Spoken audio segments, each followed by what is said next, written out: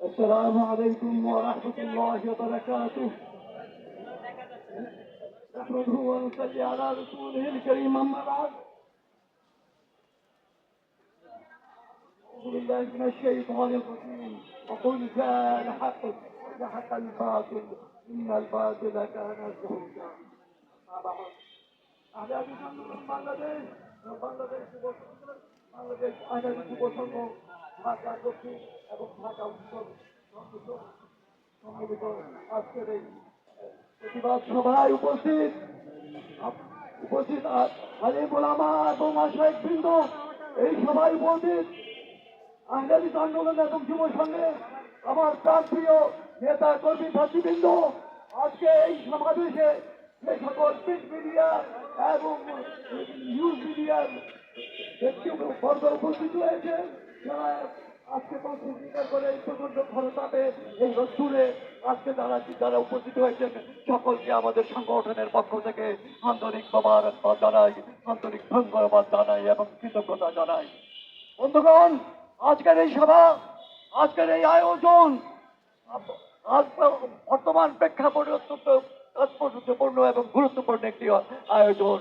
কারণ মুসলমানদের জান মালের ইজ্জত ইমানের ধ্বংসের এক গভীর চক্রান্ত চলেছে। 90% মুসলিম অধ্যুষিত এই প্রিয় বাংলাদেশ ইসকনের মতো সন্ত্রাসী ইসলাম ও মুসলিম বিদ্বেষী অপসংগঠন তাদের অপতৎপরতা চালিয়ে যাচ্ছে এবং সাম্প্রদায়িক সম্প্রীতির সোনালী দেশ এই বাংলাদেশ নারী শিশু নির্যাতন, ধর্ষণ ও নারকীয় জুলুম নির্যাতন অব্যাহত রেখেছে এবং আমাদের ইমান আকীদা আমল ধ্বংস করার গভীর ষড়যন্ত্র চালিয়ে যাচ্ছে। এই অবস্থায় আমাদেরকে বসে থাকলে চলবে না। তাদের এই চক্রান্তের পিছনে রয়েছে আমাদের প্রতিবেশী রাষ্ট্র ভারতের হিন্দুত্ববাদী সরকারের আধিপত্যবাদ কায়েমের চক্রান্ত এবং তাদের দোষর পেশিবাদী চক্রের দীর্ঘদিনের অপতৎপরতার ঘটন, খুন ধর্ষণ শোষণ নির্যাতনের সাথে যুক্ত হয়েছে স্তরে বর্বরচিত আচরণ।